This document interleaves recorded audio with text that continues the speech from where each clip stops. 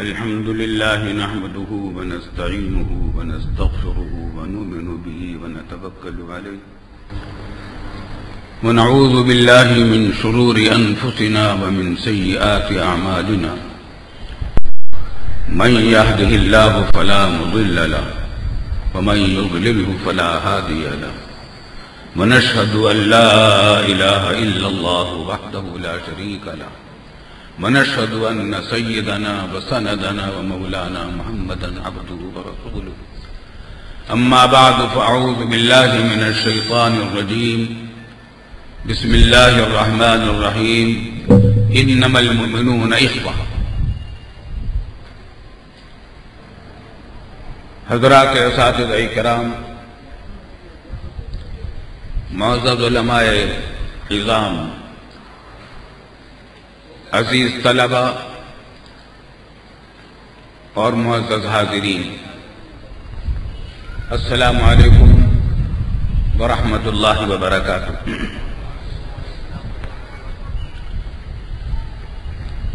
آج ہمارا پاکستان کا یوم آزادی ہے۔ یہ بھی یوم آزادی ہے۔ ہمارا یوم آزادی تو اللہ تعالیٰ نے ایسا مقرر کیا تھا کہ 27ویں شب تھی رمضان کی، اور اگلے دن صبح کو جمعۃ الوداع تھا۔ اس رات میں پاکستان بنا تھا۔ رات میں سوئے تھے انگریز کے دور حکومت میں، آنکھ کھلی تو ہم آزاد ہو چکے تھے۔ ایسا مبارک مہینہ، ایسا مبارک دن اور ایسی مبارک رات اللہ تعالیٰ نے قیام پاکستان کے لیے مقرر فرمائی تھی۔ تو اصل یوم آزادی تو ہمارا وہ ہے، لیکن یہ بھی یوم آزادی ہے۔ ایک تاریخ یہ بھی ہے۔ کاش ہم دونوں دن یوم آزادی منایا کریں۔ اللہ تعالیٰ ہمیں اور ہمارے عوام اور حکام کو ہدایت عطا فرمائے اور توفیق دے کہ یوم آزادی ہم دونوں دن منایا کریں، اور ہم بتائیں کہ تاریخ، چاند کی تاریخ بھی ہماری تاریخ ہے اور شمس تاریخ بھی ہماری تاریخ ہے۔ پاکستان کا یوم آزادی جب آتا ہے تو اس کی یادیں ایسی تازہ ہوتی ہیں تحریک پاکستان کی، پھر قیام پاکستان کی، اور اس کے بعد کے حالات کی، کہ اس میں جب اگر بیان کرنے لگے تو یہ فیصلہ کرنا مشکل ہوتا ہے کہ کہاں سے اس داستان کو شروع کریں، کیا بات کہیں، کیونکہ کوئی بات بھی چھوڑنے کو جی نہیں چاہتا۔ لیکن ظاہر ہے کہ بات مختصر ہی کرنی پڑتی ہے اور کرنی چاہیے۔ لیکن آج میں ذرا تھوڑا سا پاکستان کا پس منظر، تحریک پاکستان اور قیام پاکستان اور فوراً بعد کے حالات کا تھوڑا سا مختصر حال آپ کے سامنے ذکر کروں گا۔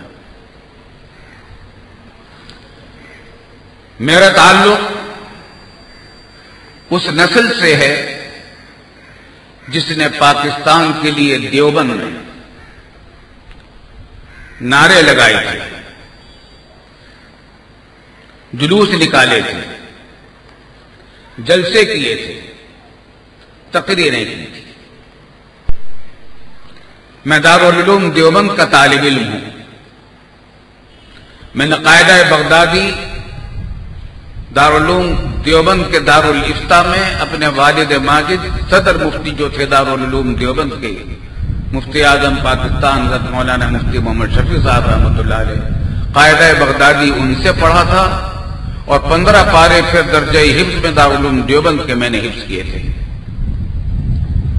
اور جب ہم ہجرت کر کے پاکستان آئے ہیں تو الحمدللہ میرے 15 پارے حفظ ہو چکے تھے اور میری عمر کا 12واں سال تھا۔ تو یہ تحریک پاکستان سب میرے سامنے کی ہے، اور وہ ایسی داستان ہے کہ اب بھلاتے جا رہے ہیں لوگ۔ اس واسطے چست مختصر عرض کروں گا۔ ایک دن دارالعلوم سے دوپہر کو درجہ حفظ میں پڑھتے تھے، گھر واپس ہوئے تو ہمارے بھائی جان، ہمارے سب سے بڑے بھائی جناب محمد ذکی کیفی مرحوم مولانا محمود اشرف صاحب کے والد ماجد، وہ گھر کے اندر جو مردانہ کمرہ تھا، بیٹھک تھی، کتب خانہ تھا، وہ بیٹھے تھے، ان کے سامنے ایک تپائی تھی، اس پر میں نے ایک نیا جملہ دیکھا جو کبھی نہ سنا تھا نہ دیکھا تھا۔ تقریباً 1 فٹ لمبی تختی سی تھی اور تقریباً 6 انچ اونچی، بلکہ 1 فٹ سے کچھ زیادہ تھی لمبائی میں۔ اس پر لکھا ہوا تھا پاکستان ہمارا ہے، نیلی روشنائی سے بہت جلی حروف میں لکھا ہوا تھا پاکستان ہمارا ہے۔ یہ لفظ پہلی مرتبہ میں نے پڑھا اور اس سے پہلے نہ کبھی سنا تھا نہ دیکھا تھا۔ ہم مطلب تو کیا سمجھتے پاکستان کا، لیکن لفظ بہت اچھا لگا، اتنا اچھا لگا کہ زبان پر چڑھ گیا۔ اور پھر دیکھتے ہی دیکھتے تحریک پاکستان وہ تیزی سے چلی ہے کہ ہمارے گھر میں روزانہ کبھی علامہ شبیر احمد صاحب عثمانی رحمۃ اللہ علیہ تشریف لا رہے ہیں، کبھی ہمارے والد صاحب وہاں تشریف لے جا رہے ہیں، اور مشورے ہیں، جلسے ہیں، جلوس ہیں، نعرے ہیں۔ ہمارے بزرگ تو اپنی سطح پر کام کر رہے تھے۔ شیخ الاسلام علامہ شبیر احمد صاحب عثمانی رحمۃ اللہ علیہ جو دارالعلوم دیوبند کے جلیل القدر محدث تھے، صحیح مسلم شریف کے استاد تھے، ہمارے والد ماجد رحمۃ اللہ علیہ نے مسلم شریف انہی سے پڑھی تھی، اور ہمارے والد صاحب رحمۃ اللہ علیہ ابو داؤد پڑھاتے تھے۔ تحریک پاکستان چلی تو اللہ شیخ حکیم الامت حضرت تھانوی رحمۃ اللہ علیہ کی ہدایت پر ان حضرات نے تحریک پاکستان میں بھرپور حصہ لیا اور ہندوستان کے پورے طول عرض میں جلسے کیے، تقریریں کی، تحریک چلائی۔ پھر ایک نوجوانوں کی دیوبند میں تنظیم تھی اور وہ بھی پورے ملک میں پھیلی ہوئی تھی، مسلم اسٹوڈنٹ فیڈریشن، مسلمان طلبہ کی جماعت تھی جن کا مرکز علی گڑھ تھا۔ ان کے جلوس نکلتے تھے، آئے دن نکلتے رہتے تھے۔ تیسری ایک تنظیم ہم نے بنائی، ہم بچوں نے بچہ مسلم لیگ قائم کی۔ اس زمانے میں تحریک پاکستان مسلم لیگ چلا رہی تھی اور تحریک پاکستان کے خلاف ہندوؤں کی جماعت کانگریس تحریک چلا رہی تھی۔ تو مقابلہ پاکستان اور ہندوستان کا، اور یوں کہیے کہ مسلم لیگ اور کانگریس کا تھا۔ چنانچہ ہم نے بچہ مسلم لیگ بنا رکھی تھی۔ دارالعلوم دیوبند کی جو مرکزی جامع مسجد تھی اس میں جمعہ کی نماز پڑھتے تھے سب مل کر، پھر ہمارا اس میں جب جلوس نکلتا تھا، تقریباً 600 بچے اس کے رکن تھے، اور ہم نعرے لگاتے ہوئے شہر میں گشت کرتے تھے، لے کے رہیں گے پاکستان، دینا پڑے گا پاکستان، بٹ کے رہے گا ہندوستان، بن کے رہے گا پاکستان، لے کے رہیں گے پاکستان، دینا پڑے گا پاکستان، اپنا سر کٹائیں گے پاکستان بنائیں گے، مسلم مسلم بھائی بھائی، پاکستان کا مطلب کیا؟ لا الہ الا اللہ۔ یہ ہمارے نعرے تھے، یہ نعرے ہمارے بزرگوں نے دیے تھے، کسی سیاسی لیڈر نے نہیں، ہمارے بزرگوں نے دیے تھے۔ ہمیں آج تک وہ ایسے ازبر یاد ہیں کہ بے شمار باتیں بھول جاتے ہیں مگر وہ نعرے نہیں بھولتے، وہ ہمارے دلوں پر لکھے ہوئے ہیں۔ پاکستان کا مطلب کیا؟ لا الہ الا اللہ، مسلم مسلم بھائی بھائی، انما المؤمنون اخوہ۔ اسلام کا نعرہ، پاکستان کا سب سے پہلا نعرہ یہ ہے، لا الہ الا اللہ اور انما المؤمنون اخوہ۔ دنیا کے تمام مسلمان جہاں کہیں بھی آباد ہیں وہ سب بھائی بھائی ہیں، وہ کالے ہوں یا گورے ہوں، سرخ ہوں یا سفید ہوں، غریب ہوں یا امیر ہوں، کسی بھی علاقے کے رہنے والے ہوں، کسی بھی زبان کے بولنے والے ہوں، کسی بھی نسل سے ان کا تعلق ہو، کسی بھی طرح کا لباس وہ پہنتے ہوں، کوئی بھی زبان وہ بولتے ہوں، ان سب کے دلوں میں لا الہ الا اللہ ایک کلمہ موجود ہے۔ منفعت ایک ہے اس قوم کی، نقصان بھی ایک ہی سب کا نبی، دین بھی، ایمان بھی ایک، حرم پاک بھی، اللہ بھی، قرآن بھی ایک، کیا بڑی بات تھی ہوتے جو مسلمان بھی ایک۔ پاکستان کا مطلب یہ ہے کہ پاکستان کا مطلب کیا؟ لا الہ الا اللہ اور انما المؤمنون اخوہ، یہ بنیاد ہے پاکستان کی کہ دنیا بھر کے مسلمان بھائی بھائی ہیں۔ پاکستان بنا اس وقت اندازہ ہوا کہ پاکستان بننا اور زیادہ اندازہ ہوا کہ کتنا ضروری تھا، کیونکہ اگر پاکستان نہ بنتا تو مسلمانوں کی تعداد پورے ہندوستان میں اس وقت 40 کروڑ تھی، 10 کروڑ تھی۔ پورے متحدہ ہندوستان کی مردم شماری 40 کروڑ تھی، ان 40 کروڑ میں سے 10 کروڑ مسلمان تھے، 30 کروڑ غیر مسلم تھے، اور کانگریس کا نعرہ اور منشور یہ تھا کہ سیکولر حکومت قائم ہوگی، جمہوری حکومت قائم ہوگی، جس کا مطلب کیا تھا کہ 3 چوتھائی اکثریت، 1 چوتھائی اقلیت پر حکومت چلائی گئی۔ اگر پاکستان نہ بنتا تو آج اسی وزیر اعظم جو ہندوستان پر حکومت کر رہا ہے، آج اسی کی حکومت ہم پر بھی ہوگی۔ یہ پاکستان کا انعام ہے اللہ تعالیٰ نے جو پاکستان کو عطا فرمایا کہ ہمیں ایک آزاد وطن عطا فرمایا۔ الحمدللہ، اس پر ہم اللہ تعالیٰ کا جتنا بھی شکر ادا کریں کم ہے۔ پھر یہ کہ ادھر پاکستان بنا، فوراً مسلمانوں کا قتل عام پہلے سے سوچی سمجھی اسکیم کے تحت ہندوستان کے مختلف بہت بڑے بڑے علاقوں میں شروع ہو گیا۔ بہار میں مسلمانوں کا قتل عام شروع ہوا، پر مشرقی پنجاب میں مسلمانوں کا قتل عام ہوا، دہلی میں مسلمانوں کا قتل عام ہوا۔ یہ سارے مناظر ہمارے سامنے کے ہیں۔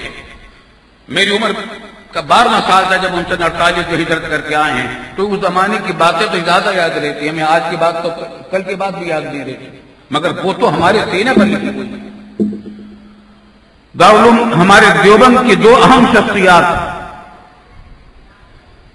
محتشم صاحب اور محترم صاحب، ان کے 2 بھائی تھے، بڑے جلیل القدر۔ وہاں کبھی انتخابات ہوا کرتے تھے تو شہر کی میونسپلٹی کے وہ صدر منتخب ہوتے تھے۔ وہ تحریک پاکستان میں شامل تھے، اور سن 14 اگست کو جب پاکستان بن رہا تھا تو قائد اعظم کی دعوت پر دہلی گئے ہوئے تھے، اور ان کی دعوت پر پھر وہ کراچی آئے قائد اعظم کے ساتھ۔ شیخ الاسلام علامہ شبیر احمد صاحب عثمانی رحمۃ اللہ علیہ بھی ان کے ساتھ آئے کراچی۔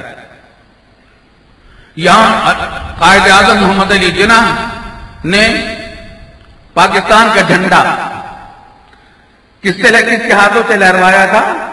شیخ الاسلام علامہ شبیر احمد صاحب عثمانی سے درخواست کی، اور وہ شیخ الاسلام علامہ شبیر احمد صاحب عثمانی کا احترام ایسا کرتے تھے جیسے بیٹا اپنے باپ کا کرتا ہے، اور کہا کہ آپ تحریک پاکستان کے بہت نمایاں شخصیت ہیں، آپ جھنڈا لہرائیے پاکستان۔ اور مشرقی پاکستان میں ڈھاکہ میں حکیم علامہ سید تھانوی رحمۃ اللہ علیہ کی بہت ہی قریب حضرت مولانا ظفر احمد صاحب تھانوی عثمانی رحمۃ اللہ علیہ صاحب السنن، ان سے کہا گیا کہ آپ جھنڈا لہرائیے۔ الحمدللہ ہمارے بزرگ وہ ہیں جو پاکستان کی تحریک میں بنیاد سے شامل ہیں، اور جھنڈے بھی انہوں نے لہرائے ہیں۔ آج جب میں جھنڈا لہرا رہا تھا مجھے یہ تصور خوش کر رہا تھا کہ الحمدللہ ہم اپنے بزرگوں کی پیروی کر رہے ہیں اور ان کی سنت پر عمل کر رہے ہیں۔ اللہ تعالیٰ نے آئندہ بھی توفیق دے اس جھنڈے کی عظمت کو برقرار رکھنے کے لیے۔ اللہ تعالیٰ، یہ جھنڈا اسلام کا جھنڈا ہے، یہ جھنڈا اس مسلم قومیت کا جھنڈا ہے۔ یہ جھنڈا لا الہ الا اللہ کا جھنڈا ہے، کیونکہ نظریہ پاکستان کے یہی دو بنیادی چیزیں تھیں، تمام دنیا کے مسلمان بھائی بھائی ہیں اور لا الہ الا اللہ محمد رسول اللہ پر اس کی بنیاد ہے۔ اس واسطے یہ جھنڈا اللہ کے فضل و کرم سے یوں ہی کسی سیاسی جماعت کا جھنڈا نہیں ہے، یہ کسی علاقے کا جھنڈا نہیں ہے، یہ اسلام کا جھنڈا ہے اللہ کے فضل و کرم سے، اور مسلم قومیت کا جھنڈا ہے، مسلم ملت کا جھنڈا ہے۔ اللہ تعالیٰ اس کو سر بلند رکھے، ہمیشہ عافیت کے ساتھ رکھے اور ہمیں اس کو سر بلند رکھنے کی توفیق عطا فرمائے۔ قتل عام کیسا ہوا؟ وہ حضرات جو یہاں قائد اعظم کے ساتھ پاکستان کی دستاویزات وصول کرنے کے لیے قائد اعظم تشریف لائے ماؤنٹ بیٹن سے، یہی جو ہم آج کا قومی صوبائی اسمبلی ہے، یہ اس وقت پارلیمنٹ تھی، قومی اسمبلی تھی، تو یہاں کاغذات دستاویزات وصول کی قائد اعظم محمد علی جناح نے لارڈ ماؤنٹ بیٹن سے، انگریزی وائسرائے سے، اور اقتدار منتقل ہوا مسلمانوں کی طرف۔ اس تقریب میں شرکت کے لیے دیوبند کی دو اہم شخصیات، محتشم صاحب اور محترم صاحب، بہت مشہور شخصیات تھی، ہمیں آج تک ان کے چہرے یاد ہیں، وہ بھی آئے ہوئے تھے۔ اس تقریب میں واپس ہو کر جب پہنچے دہلی سے دیوبند آ رہے تھے، 4 گھنٹے کا راستہ تھا ریل میں، ان کو چلتی گاڑی سے نیچے پھینک کر شہید کر دیا گیا۔ ان کی لاشیں دیوبند پہنچی، یہی وقت تھا جب ان کی لاشیں دیوبند پہنچی تھی اور پورے دیوبند میں کوہرام لگا تھا۔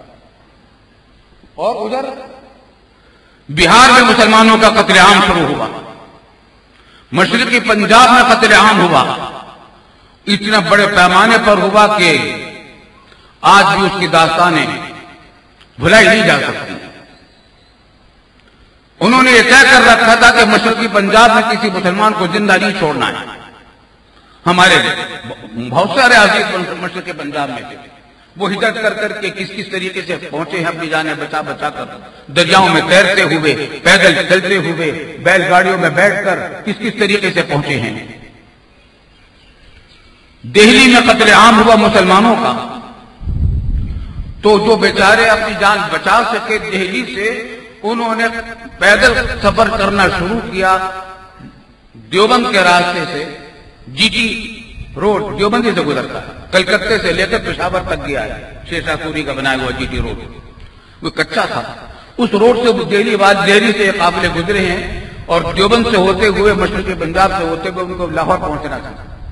ہمیں یاد ہے کہ جب وہ قافلے آ رہے تھے، ان میں ہمارے دیوبند میں یہ باتیں ہو رہی تھی کہ ان میں شہزادیاں ہیں، اعلیٰ درجے کے شریف خاندان کے لوگ ہیں، مالدار قسم کے لوگ ہیں، بیچارے در بدر ہو کر، بے وطن ہو کر اپنی جان کی پناہ لینے کے لیے پاکستان کا سفر کر رہے ہیں، ہمیں ان کا استقبال کرنا چاہیے۔ چنانچہ دیوبند کے بہت مسلمان ان کے لیے کھانے، سامان اور کپڑے وغیرہ کے تحفے لے کر وہاں پہنچے تھے اور ان کو رخصت کیا تھا۔ یہ سارے وقت واقعات ہمارے سامنے ہیں، لیکن جب وہاں پہنچے تو ان کا قتل عام مشرقی پنجاب میں ہوا، اور یہ کثرت سے ہوتا تھا کہ اس زمانے میں اسپیشل ٹرینیں چلتی تھی دہلی سے مسلمانوں کو لے جانے کے لیے، پاکستان لاہور پہنچانے کے لیے ٹرینیں چلتی تھی، انسانوں کی پہنچتی تھی لاشیں لاہور کے اسٹیشن پر، ہڈیاں اور خون پہنچتا تھا وہاں، شاذ و نادر کوئی زندہ بچتا تھا۔ یہی حال دہلی میں ہوا قتل عام کا، یہی حال بہار میں ہوا۔ اس سے اندازہ ہوا کہ ہندو ذہنیت نے کتنی بڑی زبردست تیاری کر رکھی تھی مسلمانوں کے قتل عام کی۔ اگر پاکستان نہ ہوتا تو مسلمانوں کی جائے پناہ کہاں تھی؟ کوئی جائے پناہ نہیں تھی۔ اللہ تعالیٰ نے پاکستان کو جائے پناہ بنایا اور تقریباً 1 کروڑ انسان وہاں سے ہجرت کر کے یہاں پاکستان پہنچے ہیں۔ پھر یہ کہ یہی پاکستان تھا جہاں اب سے تقریباً 40 سال پہلے برما میں فوجی انقلاب آیا، کمیونزم نے اپنے پنجے جمائے اور وہاں مسلمانوں کا پر مظالم ڈھائے گئے، قتل عام ان کا بھی شروع ہوا۔ وہ بھی ہجرت کر کے برما کے لوگ پہلے مشرقی پاکستان پہنچے اور پھر وہاں سے یہاں پاکستان پہنچے، اور یہاں سے کچھ لوگ سعودی عرب پہنچے، ان کو پناہ پاکستان نے دی۔ آج یہ برمی کالونی اور موسیٰ کالونی اور کتنی کالونیاں برما کے مہاجرین کی آباد ہیں، یہ اسی مسلم قومیت کا نتیجہ ہے، ورنہ اگر یہاں پاکستان نہ ہوتا ان کو کوئی پناہ دینے والا نہیں تھا۔ افغانستان پر کمیونزم حملہ آور ہوا، 11 سال اپنی قسمت کو روتا رہا اور سر پھڑوا کر واپس ہوا، لیکن 30 لاکھ مہاجرین افغانستان کو پاکستان نے پناہ دی۔ میں نے وہ شہر بھی دیکھا، پبی صوبہ سرحد میں پشاور کے قریب، نوشہرہ کے قریب میں ایک اچھی خاصی بڑی بستی ہے، وہاں مہاجرین افغانستان کا انتظام کر رکھا تھا جنرل ضیاء الحق صاحب رحمۃ اللہ علیہ نے۔ تو اس پورے اسٹیشن، وہ پوری بستی تقریباً مہاجرین کے سے آباد تھی، مہاجرین افغانستان، اس پوری بستی میں بجلی مفت تھی، کوئی بل نہیں تھا بجلی کا، مہاجرین کے لیے مفت کر رکھی تھی۔ یہ پاکستان کی مسلم قومیت کا نتیجہ تھا کہ ان کو پناہ پاکستان میں ملی تھی، اور بھی بہت سارے ممالک میں واقعات پیش آئے، پناہ اللہ تعالیٰ نے پاکستان کو دی ہے، پاکستان نے دی ہے اللہ تعالیٰ کے فضل و کرم سے۔ لیکن خوب سمجھ لیجئے، اگر ہم نے اس پاکستان کی حفاظت نہ کی، اس میں کوتاہی نہ کی، ہمیں پناہ دینے والا کوئی نہیں ہے۔ آپ کو تو ویزا بھی نہیں ملتا، مسلم ممالک کا ویزا نہیں ملتا، 10 دن کا ویزا لینا بھی آسان نہیں ہے۔ ہمیں اتنی بڑی قوم کو کون پناہ دے دے گا؟ ہمارے واسطے پھر اگر خدا نہ خواستہ ہم پاکستان کی حفاظت نہ کر سکے تو سوائے بحیرہ عرب کے ہمارے لیے کوئی جائے پناہ نہیں ہے۔ اس واسطے پاکستان ہماری زندگی اور موت کا مسئلہ ہے۔ اللہ تعالی ہمیں اس کی حفاظت کی توفیق عطا فرمائے۔ پاکستان بننے کے بعد جب ہم نے ہجرت کی ہے تو مشرقی پنجاب کا راستہ تو بند تھا، ہم ٹھکرا پار سے راجستھان کے علاقے سے 6 دن میں، 1 مئی کو چلے تھے، 6 مئی کو کراچی پہنچے ہیں، 6 دن میں۔ حضرت والد صاحب رحمۃ اللہ علیہ کے ساتھ ہم بچے تھے، لیکن جو مناظر ہم نے وہاں دیکھے اور ہمارے اوپر حملے کرنے کی جو کوششیں ہم نے دیکھی، وہ بھی ہمارے سامنے کی ہیں اور ہماری تاریخ کا ایک حصہ ہے۔ ان حالات میں پاکستان کے ساتھ اگر ہماری محبت والہانہ ہے تو ہماری ایمان کا بھی تقاضا ہے، واقعات کا بھی تقاضا ہے، اور ہم نے جو حالات دیکھے ان حالات کا بھی تقاضا ہے۔ یہاں الحمدللہ آ کر پاکستان میں ہمارے شیخ الاسلام علامہ شبیر احمد صاحب عثمانی کی سب سے پہلی کوشش یہ تھی کہ پاکستان کا دستور اسلامی دستور بنے، کیونکہ پاکستان کا دعویٰ یہی ہے۔ والد صاحب رحمۃ اللہ علیہ سے تحریک پاکستان کے زمانے میں جالندھر کے ایک جلسے میں پوچھا گیا کہ پاکستان کا قانون کیسا ہوگا، تو والد صاحب نے بڑا حکیمانہ جواب دیا، فرمایا کہ جیسے وہاں کے مسلمان ہوں گے ویسے وہاں کا قانون ہوگا۔ اگر پکے مسلمان ہوں گے قانون بھی مسلمانوں کا ہوگا، کچے مسلمان ہوں گے قانون بھی کچا مسلمانوں کا ہوگا۔ بالکل یہی بات ہے۔ جب تک ہمارے پاکستان کے بانی زندہ رہے، قائد اعظم محمد علی جناح، قائد ملت لیاقت علی خان مرحوم، خواجہ ناظم الدین، سردار عبدالرب نشتر، یہ حضرات تحریک پاکستان کے سب سے اول کے رہنما تھے۔ یہ حضرات مخلص تھے، اسلام کے لیے مخلص تھے، دین کے لیے مخلص تھے۔ چنانچہ شیخ الاسلام علامہ شبیر احمد صاحب عثمانی رحمۃ اللہ علیہ نے جلد سے جلد یہ کام شروع کیا کہ علماء کو جمع کیا، والد صاحب رحمۃ اللہ علیہ کو دیوبند سے بلایا، اور اسی وقت ہم ہجرت کر کے ادھر آئے ہیں۔ مولانا مناظر حسن گیلانی صاحب کو دعوت دی، ڈاکٹر حمید اللہ صاحب کو دعوت دی جو یہاں رہے تھے، اس کے بعد پیرس چلے گئے تھے۔ مشرقی پاکستان سے بعض علماء کو بلایا اور ان حضرات کو بٹھا کر کہا کہ آپ دستور کا مسودہ تیار کریں، اس کے اصول، بنیادی اصول تیار کریں۔ اس کام کے لیے یہاں بلایا گیا۔ اس کے بعد پھر قائد ملت لیاقت علی خان مرحوم نے تعلیمات اسلامی بورڈ قائم کیا، علامہ سید سلیمان صاحب ندوی کو صدر بنایا۔ اب دیکھیے کتنے بڑی بڑی شخصیات تھی، اور ان کا اخلاص دیکھیے ہماری حکومت، اس وقت کی حکومت کا، کہ کتنی کیسی شخصیات کو انہوں نے تعلیمات اسلامی بورڈ کا رکن بنایا اور صدر بنایا۔ علامہ سید سلیمان صاحب ندوی کو صدر بنایا، والد صاحب رحمۃ اللہ علیہ کو اس کا رکن بنایا، مشرقی پاکستان کے ایک بزرگ عالم تھے ان کو رکن بنایا، شیعوں میں سے جعفر حسین مجتہد، مفتی جعفر حسین مجتہد کو اس کا رکن بنایا تاکہ اختلافات نہ ہوں۔ چنانچہ اس بورڈ آف تعلیمات اسلام نے کئی سال کی محنت اور کوشش کے بعد جو مسودہ تیار کیا وہ متفقہ تھا، اس میں کوئی شیعہ سنی کا اختلاف نہیں تھا، یہ ایک بڑی کیسے کارنامے کی بات تھی. یہ بات کہنے کے آج یہ کہہ دیتے ہیں لوگ کہ صاحب ہمیں بتائیں کہ آپ پاکستان میں قانون اسلامی چاہتے ہیں یا سنی چاہتے ہیں یا شیعہ چاہتے ہیں, بریلوی چاہتے ہیں یا اہل حدیث کا چاہتے ہیں. یہ سارے ڈھکوسلے ہیں ان لوگوں کے جو پاکستان میں اسلامی نظام کا راستہ روکنا چاہتے ہیں. در حقیقت اگرچہ مسالک مختلف ہیں, فرقے مختلف ہیں, لیکن ہمارے اپنے بزرگوں نے تو سکھایا ہے کہ اپنا مسلک چھوڑو نہیں, دوسروں کا مسلک چھیڑو نہیں. چنانچہ مفتی جعفر حسین مجتہد نے کبھی کوئی رکاوٹ نہیں ڈالی کام نہیں. مفتی جعفر حسین مجتہد ہمارے محلے کے قریب میں پڑوس میں ہمارے رہتے تھے, کبھی قصے پیش نہیں آئے. لیکن مجھ سے ابھی ایک چینل والے پوچھ رہے تھے کہ حالات کی خرابی کب سے شروع ہوئی, حالات کی خرابی کب سے شروع ہوئی. وہ شروع ہوئی اس طرح کہ اب نام لینے پڑتے ہیں بعض لوگوں کے. قائد اعظم محمد علی جناح مرحوم کے انتقال کے بعد, ہم ان کے انتقال کے بعد ان کے یہاں فاتح خوانی کے لیے گئے تھے. گورنر جنرل ہاؤس جو اب گورنر ہاؤس ہے وہ سب گورنر جنرل ہاؤس تھا. مولانا احسان الحق صاحب خانوی رحمۃ اللہ علیہ اپنے مکتب کے سب طلباء اور اساتذہ کو لے جا کر قرآن پڑھنے کے لیے وہاں گئے. ہم بھی زمانے میں طالب علم تحریر کرتے تھے, ہم بھی وہاں گئے اور گورنر جنرل ہاؤس کا ایک کمرہ دیکھا, کہاں قائد اعظم بیٹھتے تھے, کہاں سوتے تھے, کس طرح. تو انتقال ہو گیا. ان کی جگہ گورنر جنرل بنے خواجہ ناظم الدین, الحاج خواجہ ناظم الدین. یہ شخص بڑا نیک اور پکا مسلمان انسان تھا, بڑا شریف انسان تھا اور خاندانی شریف انسان تھا. رمضان کا زمانہ آیا تو علامہ شبیر احمد صاحب عثمانی سے درخواست کی کہ وہ گورنر ہاؤس میں تراویح سنانے کا انتظام میں چاہتا ہوں کریں. علامہ عثمانی نے ایک حافظ صاحب کو ان کے یہاں بھیجا اور تراویح انہوں نے سنائی. خواجہ ناظم الدین مرحوم ہر جمعہ کی نماز پڑھنے کے لیے جعفر ابراہیم کی مسجد میں آیا کرتے تھے اور ہم دیکھتے تھے, ہم جعفر ابراہیم کی مسجد میں حفظ کرتے تھے اس زمانے میں. اور ان کے چپل میں ٹکیاں لگی ہوئی ہوتی تھی. گورنر جنرل تھے, ٹکیاں لگی ہوئی ہوتی چپل میں جس میں پہن کر آتے تھے.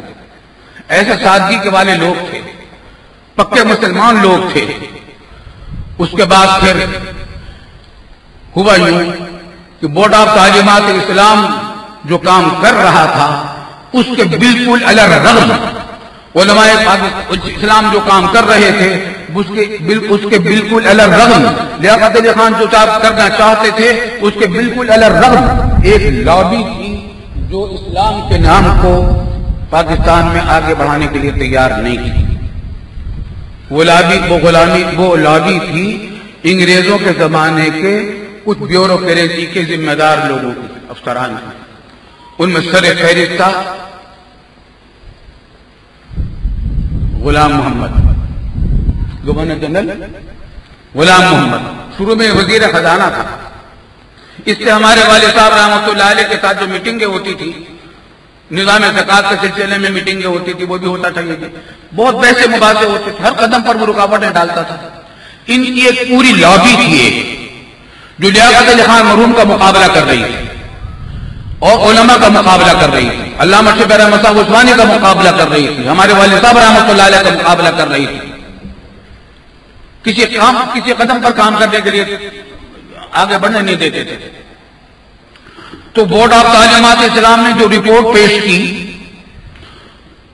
تو وہ تھی بنیادی اصولوں سے متعلق کہ پاکستان کے دستور کے بنیادی اصول کیا ہوں گے. ہمارے بورڈ آف تعلیمات اسلام کے بزرگوں نے وہ دیے تھے جو اسلام نے بتائے ہیں اور جو الحمدللہ جس پر اب دستور بنا ہے, جس 65 کا دستور انہی نکات پر بنا ہوا ہے الحمدللہ. خیر, یہ رپورٹ پیش ہوئی لیکن بنیادی اصولوں کی کمیٹی کے اندر وہ لابی کافی با اثر تھی. انہوں نے اسلامی نظریاتی یہ بورڈ آف تعلیمات اسلام کی سفارشات کو نظر انداز کر کے اپنی من مانی رپورٹ پیش کی بنیادی اصولوں کی, جس پر پورے ملک میں احتجاج ہوا اور علماء کرام نے کھل کر اس کے خلاف کہا. والد صاحب رحمۃ اللہ علیہ نے بھی بیان دیا اور ایک وزیر نے بیان دیا کہ ہم نے بورڈ آف تعلیمات اسلام سے مشورہ کیا تھا والد صاحب رحمۃ اللہ علیہ نے بیان کیا کہ مشورہ کیا تھا لیکن اس مشورے کی کوئی بات قبول نہیں کی. اگلے دن اخبار میں آیا تو اسمبلی کے جو سیکرٹری تھے اس زمانے میں ان کا نام نہیں لے رہا اس وقت، پوری طرح یاد بھی نہیں ہے، وہ کبھی کسولی میں شملہ پہاڑی جو کہ ہندوستان میں ہل اسٹیشن تھا اس کے قریب کسولی ہل اسٹیشن تھا. والد صاحب رحمۃ اللہ علیہ کسی گرمیوں میں وہاں گئے ہوئے تھے تو وہ جو سیکرٹری بنا بعد میں اسمبلی کا، تو اس کے والد نے ہمارے والد سے کہا کہ اس کو آپ کچھ فارسی پڑھا دیں اور اردو پڑھا دیں، کچھ عربی پڑھا دیں. تو والد صاحب کا وہ شاگرد تھا. تو والد صاحب رحمۃ اللہ علیہ نے جب یہاں اسمبلی میں اسلام بورڈ آف تعلیمات اسلام کا دفتر بھی اسمبلی کی عمارت میں تھا، تو جب یہ بیان کیا وزیروں کے خلاف کہ ان دونوں وزیروں نے جو بات کہی ہے اتنی بات تو صحیح کہی ہے کہ ہم سے مشورہ کیا گیا تھا لیکن یہ آدھا سچ ہے اور باقی سچ یہ ہے کہ ہمارے کسی مشورے کو قبول نہیں کیا گیا. تو سیکرٹری ملا والد صاحب سے اور کہا کہ حضرت آپ نے کیا غضب کیا، آپ تو سرکاری آدمی ہیں، آپ نے وزیروں کے خلاف بیان دے دیا. فرمایا کہ میں سرکاری آدمی ہوں؟ مجھے تو نہیں کسی نے بتایا کہ میں سرکاری آدمی ہوں، اور مجھے سرکاری آدمی ہونے کی ضرورت مجھے ہے بھی نہیں، تمہیں تو ضرورت ہوگی. والد صاحب تک چونکہ شاگرد تھے تو بے تکلفی سے کہا کہ تمہارا جو ایک جتنے میں تمہارا ایک بوٹ آتا ہے اتنے میں میرا پورا ایک لباس بن جاتا ہے، تو مجھے تو نوکری کی ضرورت ہے نہیں، تمہیں ضرورت ہے، تو بھائی میں کیوں دبوں؟ میں نے تو اپنے ذہن میں پہلے سے استعفیٰ تیار کر رکھا ہے کہ جب کبھی میری آزادی میں کوئی خلل آنے لگے گا استعفیٰ پیش کر دوں گا. اور ہم کبھی اپنے ضمیر کا سودا نہیں کر سکتے. خلاصہ یہ کہ لیاقت علی خان مرحوم نے بڑی پریشانی کا اظہار کیا، نہیں ہو سکا. اللہ اکبر. بالآخر یہ سب ہمارے سامنے کی باتیں ہیں. مسئلہ تو تھا اہم. لیاقت علی خان کو دبا رکھا تھا اس لابی نے، یا یوں کہیے کہ دب رہے تھے یہ ان سے. ایک مرتبہ علامہ شبیر احمد صاحب عثمانی رحمۃ اللہ علیہ نے، جن میں مولانا شاہ ملک خان بھی رحمۃ اللہ علیہ بھی تھے، والد صاحب تھے اور بزرگ ہمارے بزرگ تھے، ان سب نے میٹنگ میں طے کیا کہ بورڈ آف تعلیمات کے قرارداد مقاصد کا مسودہ تیار کیا جائے جس پر بنیاد ہو پورے دستور کی. چنانچہ نظرات نے مسودہ تیار کیا. اس مسودے کا ایک ورق میرے پاس ہے کاغذات میں، جس پر علامہ شبیر احمد صاحب عثمانی کا قلم بھی لگا ہوا ہے، بعض الفاظ میں والد صاحب کا قلم لگا ہوا ہے، بعض الفاظ میں ظفر احمد انصاری صاحب کا لگا ہوا ہے. جماعت علماء اسلام جو اس زمانے کی علامہ شبیر احمد صاحب عثمانی کے قائم کرتا تھی اس پہ لیٹر ہیڈ پر ہے. یہ ابتدائی چھٹا مسودہ تھا. اس مسودے کو جب پکا کر دیا نظرات باہمی مشورے سے تو شیخ الاسلام علامہ شبیر احمد صاحب عثمانی رحمۃ اللہ علیہ نے فرمایا کہ میں اب جا کر لیاقت علی خان سے بات کروں کہ یہ اب آخری موقع، اب تک ہم بات پوری کوشش کر چکے ہیں، اب یہ آخری موقع ہے. اگر آپ اس قرارداد مقاصد کو اسمبلی میں پیش کر کے منوا سکتے ہیں میں پیش کروں گا، آپ اس کی موافقت کریں گے تو میں اسمبلی میں رہوں گا، ورنہ استعفیٰ دے کر الگ ہو جاؤں گا. یہ اتنا بڑی دھمکی تھی کہ وہ ناقابل برداشت تھی حکومت کے لیے، کیونکہ اس وقت مسلمانوں میں یہ فرقہ بندی نہیں تھی. دیوبندی، بریلوی، شیعہ، سنی، اہل حدیث، غیر حدیث، کوئی تفریق نہیں تھی. علماء اسلام کی بات تھی، دین کی بات تھی. اپنے اپنے مسلکوں پر سب عمل کرتے تھے، اپنے اپنے مسلک پر، لیکن ایک دوسرے کے خلاف کوئی نہیں بولتا تھا. سب کام مل کر کرتے تھے، دینی کام. تو لیاقت علی خان مرحوم تو مومن بھی تھے اور ذہین بھی تھے، باہمت بھی تھے. انہوں نے کہا کہ حضرت آپ کے استعفاء کو تم کبھی بھی برداشت نہیں کر سکتے، پھر اب آپ ایسے کیجیے کہ قرارداد مقاصد مجھے دے دیجیے، میں اپنی طرف سے پیش کر دوں اسمبلی میں.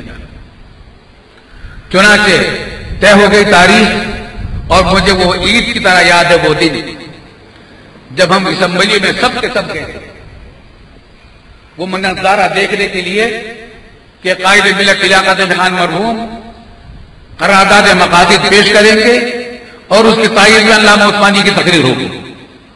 چنانچہ عظیم الشان اجتماع تھا، ہم بھی اسمبلی میں اوپر بالکنیوں میں تھے، سارا مناظر دیکھ رہے تھے.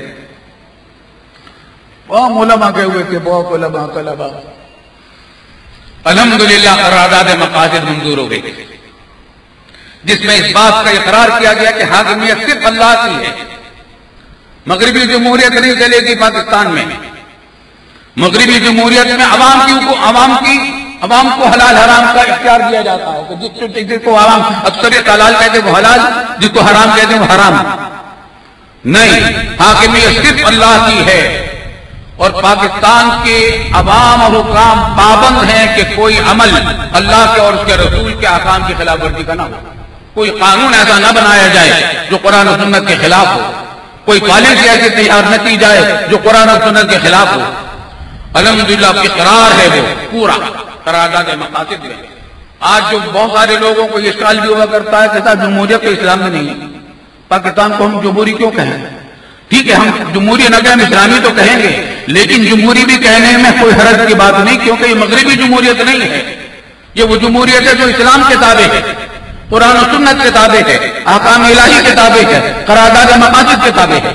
اللہ کے فضل و کرم سے الحمدللہ قرارداد مقاصد منظور ہو گئی.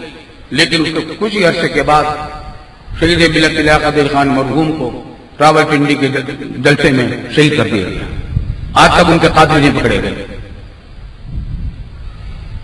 یہ وہ لابی تھی جو اسلام کا راستہ روکنے کے لیے کر رہی تھی تیاری. قائد اعظم پہلے ہی رخصت ہو چکے تھے،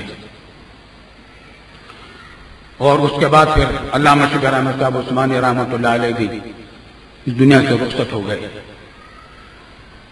خواجہ ناظم جب قائد اعظم کا انتقال ہو گیا تو خواجہ ناظم الدین کو گورنر جنرل بنایا گیا. اور جب خواجہ ناظم الدین کو گورنر جنرل بنا دیا گیا، لیاقت علی خان وزیر اعظم تھے، جب وہ شہید ہو گئے تو خواجہ ناظم الدین کو وزیر اعظم بنا دیا گیا. وہ وزیر اعظم ہو گئے اور گورنر جنرل ہو گئے غلام محمد گورنر جنرل. اب اس طریقے سے اس لابی کی طاقت بڑھ گئی اور انہوں نے سازشیں کی، خواجہ ناظم الدین کی حکومت کے خلاف طرح طرح کی کارروائیاں کروائیں، اتنا بدنام کیا. نتیجہ یہ کہ خواجہ ناظم الدین کی حکومت کو ڈسمس کر دیا غلام محمد نے. اور اس کے بعد پھر حکومتیں وہی آتی چلی گئی جیسی کہ آپ دیکھ رہے ہیں، آ رہی ہیں جا رہی ہیں. لیکن جن لوگوں نے پاکستان کے خلاف جیسا کیا ہے اس کا ان کو بھرنا پڑا ہے. غلام محمد کا جب انتقال ہوا، اس کے گھر والوں کی خواہش تھی کہ اس کی قبر قائد اعظم محمد علی جناح کے برابر میں بنائی جائے.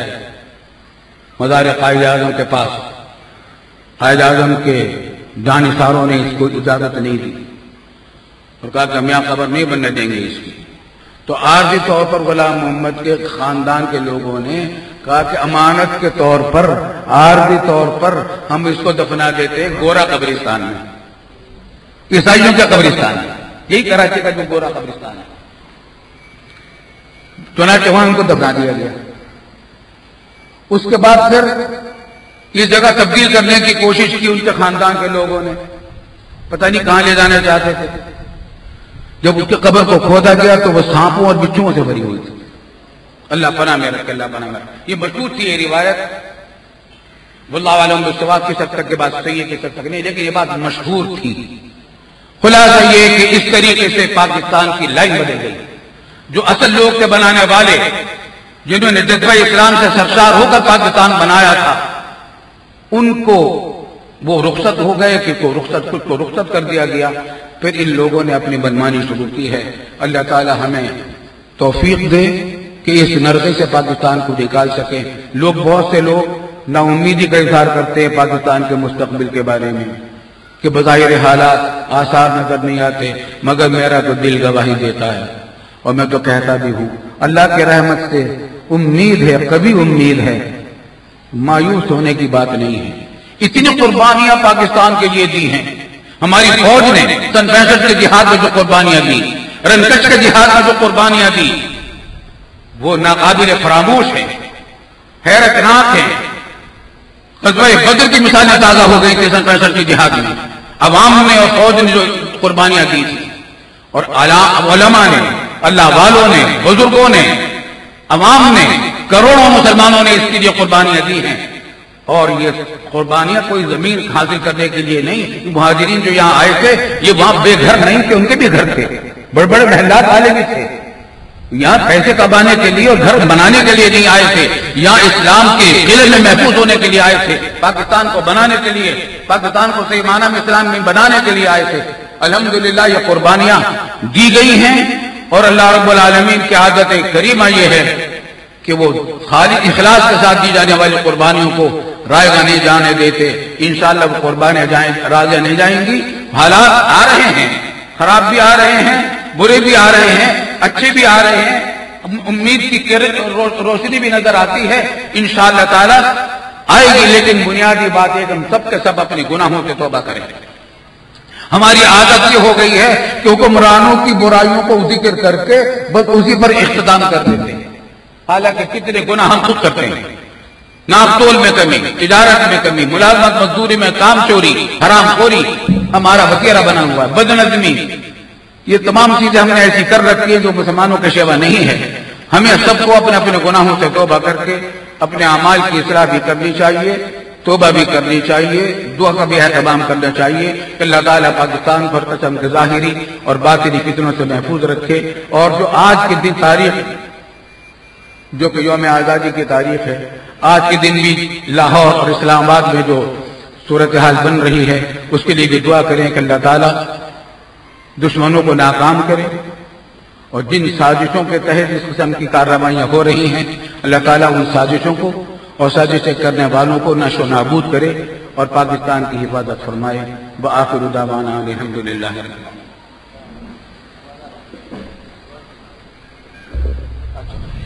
دعا کریں. اللہم صلی علی سیدنا مولانا محمد.